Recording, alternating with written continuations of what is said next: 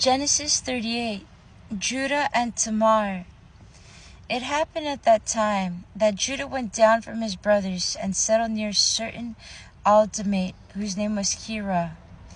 There Judah saw the daughter of a certain Canaanite, whose name was Shua. He married her and went into her.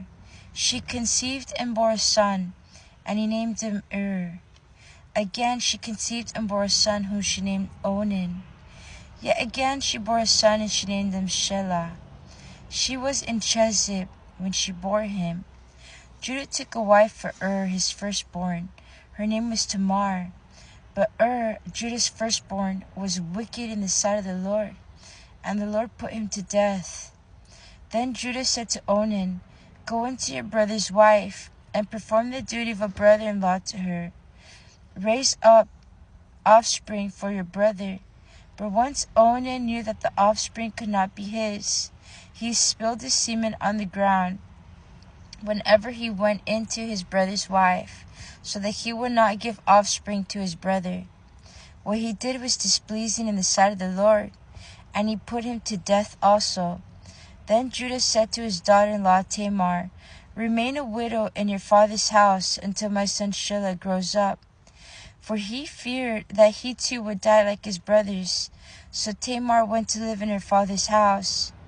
In course of time, the wife of Judah, Shua's daughter, died. When Judah's time of mourning was over, he went up to Timnah to his sheep-shearers, he and his friend Hira, the Edomite. When Tamar was told, "Your father-in-law is going up to Timnah to shear his sheep," she put off her widow's garment, put on a veil, wrapped herself up, and sat at the entrance of Enaim, which is on the road of Timnah. She saw that Shelah was grown up, yet she had not been given to him in marriage.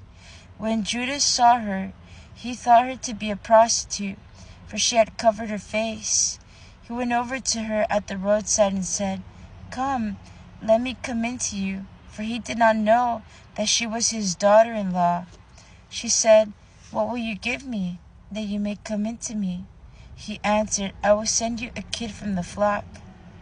And she said, "Only if you give me a pledge until you send it." He said, "What pledge shall I give you?" She replied, "Your signet and your cord and the staff that is in your hand." So he gave them to her and went into her, and she conceived by him. Then she got up and went away, and taking off her veil, she put on the garments of her widowhood. When Judah sent the kid by his friend, the Edomite, to recover the pledge from the woman, he could not find her.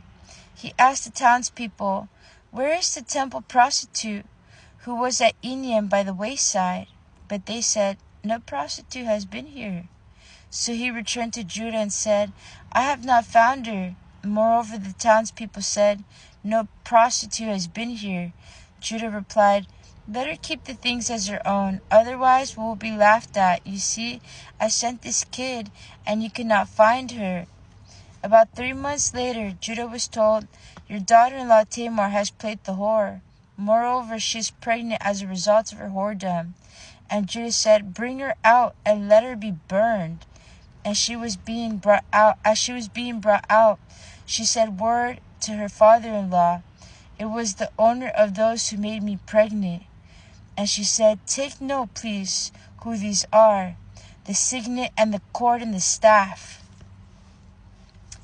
Then Judah acknowledged them and said, "She is more in the right than I, since I did not give her to my son Shelah, and he did not lie with her again."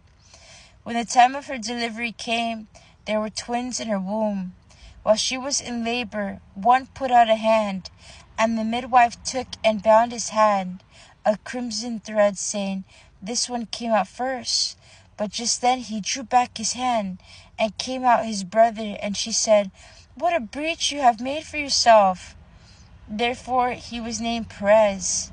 Afterward his brother came out with the crimson thread on his hand, and he was named Zerah.